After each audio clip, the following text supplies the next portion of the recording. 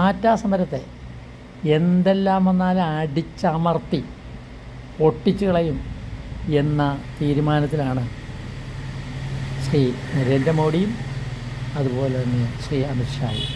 ഇതിൻ്റെ പ്രവർത്തനങ്ങൾ അവർ തുടങ്ങിക്കഴിഞ്ഞു. സമരം നടത്തുന്നതിൽ ബഹുഭൂരിപക്ഷവും വിദ്യാർത്ഥികളാണ്. അതും 18-25 വയസ്സിനിടയിൽ പ്രായമുള്ളവരാണ്.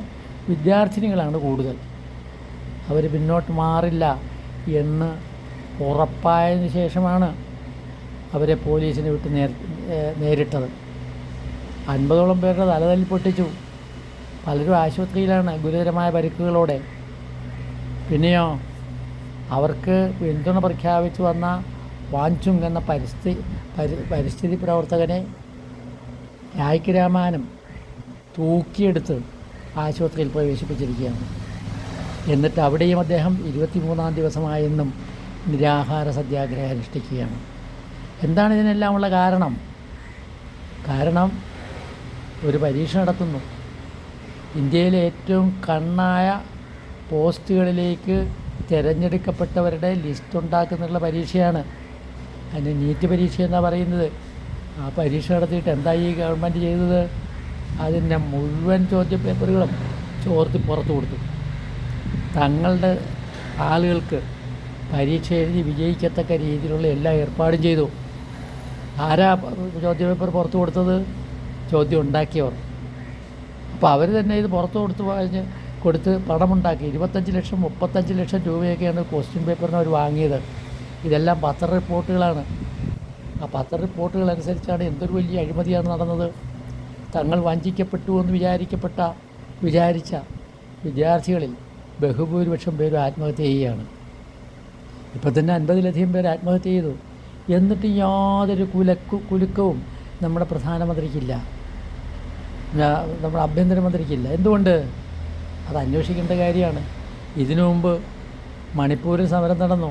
അവിടുത്തെ പെൺകുട്ടികളെല്ലാം മാനഭംഗം ചെയ്ത് റോഡിലൂടെ നടത്തി. അത് ലോകം മുഴുവൻ കണ്ടു. സ്ത്രീ പീഡനത്തിൻ്റെ അഗ്രഗണ്യന്മാരായിട്ട് ഈ ഗവൺമെൻറ്റിനെ വാഴ്ത്തപ്പെട്ടു. അപ്പോൾ അവരെന്താ ചെയ്തത്? സ്ത്രീകളുടെ സംരക്ഷകരായിട്ട് ഉടനെ തന്നെ വേഷം മാറിയെത്തിയിട്ട് പാർലമെൻറ്റിൽ സ്ത്രീകൾക്കുള്ള സംവരണം എന്ന ബില്ല് കൊണ്ടുവന്ന് പാസ്സാക്കി. ആ ബില്ലാരുടേതായിരുന്നു? Bill UPA ഗവൺമെൻറ്റിനായിരുന്നു. അത് പൊടിത്തട്ടിയെടുത്ത് തങ്ങളുടേതാണെന്ന് പറഞ്ഞ് അവതരിപ്പിച്ച് പാസ്സാക്കുകയാണ് അവർ ചെയ്തത്. അപ്പോൾ സ്ത്രീ സംരക്ഷകരാരാ? അവരായി. അങ്ങനെയുള്ള കുതന്ത്രങ്ങളാണ് ഇവരുടെ കയ്യിലുള്ളത്. എല്ലാ കുതന്ത്രങ്ങളും ഉണ്ട്. ഇലക്ഷൻ കമ്മീഷനെ പരിധിയിലാക്കുന്നതിന് വേണ്ടി എന്താ ചെയ്തത്? സെലക്ഷൻ കമ്മിറ്റിയിൽ നിന്ന് ഇന്ത്യയുടെ ചീഫ് ജസ്റ്റിസിനെ ഒഴിവാക്കിയിട്ട് ഏറാൻ മൂളികളായിട്ടുള്ള ആളുകളെ അതിൻ്റെ അകത്ത് മെമ്പർമാരാക്കി. എന്താ സംഭവിച്ചത്? ഇലക്ഷൻ കമ്മീഷൻ എന്ന് പറയുന്നത് ഒരു നോക്കുകുത്തിയായിട്ട് അവിടെ ഇരിക്കുകയാണ്. എന്താണോ അമിത്ഷാ കൽപ്പിക്കുന്നത്, എന്താണോ പ്രധാനമന്ത്രി കൽപ്പിക്കുന്നത്, അത് ചെയ്യുക എന്നുള്ളത് മാത്രമാണ് അവരുടെ പരിപാടി. കഴിഞ്ഞ ഇലക്ഷൻ കാലത്ത് രാജസ്ഥാനിൽ നമ്മുടെ പ്രധാനമന്ത്രി എന്താ പ്രസംഗിച്ചത്? ഭയങ്കര വർഗീയതയാണ് സംസാരിച്ചത്. ഇലക്ഷൻ കമ്മീഷൻ എന്ത് ചെയ്തു? ഒരു യുഗം ചുണ്ണാമ്പം ചെയ്തില്ല. അവരവിടെ ഇരുന്ന് ചിരിച്ച് കൈയടിച്ച് ഇതെല്ലാം ആസ്വദിക്കുകയാണ് ചെയ്തത്. അങ്ങനെ ഓരോ കാര്യങ്ങളും അവർ ചെയ്യുകയാണ്. അപ്പോൾ ഇതിനെതിരെ നിൽക്കത്തക്ക രീതിയിലൊരു ശക്തിയായിട്ട് ഇന്ത്യ മുന്നണിക്ക് മാറി വരാൻ സാധിക്കുന്നില്ല. അതിൻ്റെ കുഴപ്പങ്ങളും എല്ലാം ഇവിടെ ഉണ്ട്. ഏതായാലും ഇതൊരു തീക്കളിയാണ് എന്ന് ഈ ഗവൺമെൻറ് വിചാരിക്കണം. ഇറങ്ങിയിട്ടുള്ള വിദ്യാർത്ഥികൾ ഇറങ്ങിയ സ്ഥലത്തെല്ലാം അവർ വിജയിച്ചിട്ടുണ്ട്. നേപ്പാളിൽ വിജയിച്ചില്ലേ? ശ്രീലങ്കയിൽ വിജയിച്ചില്ലേ? അത് ജൻസി കൂട്ടായ്മയുടെ പ്രവർത്തനമാണ്. അതുകൊണ്ട് ഈ ഗവൺമെൻറ് എല്ലാ സമരത്തെയും ഞങ്ങൾ അടിച്ചമർത്തിയിട്ടുണ്ട്, എല്ലാത്തിനെയും തോൽപ്പിച്ചിട്ടുണ്ട്. ഇതിനെയും തോൽപ്പിക്കുമെന്നുള്ള പിടിവാശി എന്തുകൊണ്ടാണ് അവർ പുലർത്തുന്നതെന്നറിയാമോ ഇന്ത്യയിലെ ജനങ്ങൾക്ക്? അതറിയേണ്ടതാണ്. അവരുടെ കയ്യിൽ അവർ ഭംഗിയായി കളിച്ച് ജയിച്ചിരിക്കുന്ന ഒരു തുറുപ്പ് ചീട്ടുണ്ട്. അതിൻ്റെ പേര് തീവ്ര ഹൈന്ദവ വർഗീയത എന്നാണ്. തീവ്ര ഹൈന്ദവ വർഗീയതയിൽ എല്ലാ ഹിന്ദു ജനങ്ങളെയും കോർത്തെടുത്തു കഴിഞ്ഞാൽ ഒരു ചുക്കും ചുണ്ണാമ്പും പേടിക്കാനില്ല എന്ന മട്ടിലാണ് ഈ ഗവൺമെൻറ് സഞ്ചരിച്ചുകൊണ്ടിരിക്കുന്നത്. ഇത് ഒരു തീക്കളി തന്നെയാണ്. മുമ്പൊക്കെ ജയിച്ചിട്ടുണ്ട്. കഴിഞ്ഞ തവണ ഇച്ചിരി ഭൂരിപക്ഷം കുറഞ്ഞില്ലേ? ഇനി അങ്ങനെ കുറഞ്ഞ് ഇല്ലായ്മ വരും.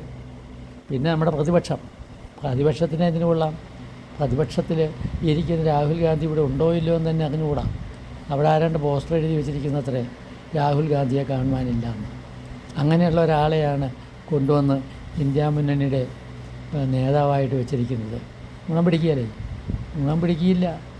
അതാണ് സംഭവം. അപ്പോൾ ഇത്രയും സംഭവങ്ങളുണ്ടായി പാർലമെൻറ്റ് വരെ കുട്ടികളെത്തി. എന്നിട്ടും നമ്മുടെ ഇന്ത്യ മുന്നണിയുടെ ആളുകൾ അവിടെ ചെന്ന് അവർക്ക് പിന്തുണ പ്രഖ്യാപിക്കുകയോ ആ സമരം ഏറ്റെടുക്കാൻ തയ്യാറാകുകയോ ചെയ്തിട്ടില്ല. വാഞ്ചൂക്കിൻ്റെ നിരാഹാര സമരം 23 ദിവസം പിന്നിടുകയാണ്. എന്നിട്ടും നമ്മുടെ ആൾക്കാരെന്നല്ല ഞാൻ പറയേണ്ടത്, ഈ ഇന്ത്യ മുന്നണിയുടെ ആൾക്കാരും തന്നെ അവിടെ ചെല്ലുന്നില്ല. ഇതൊക്കെ നിർഭാഗ്യകരമായൊരവസ്ഥയാണ്.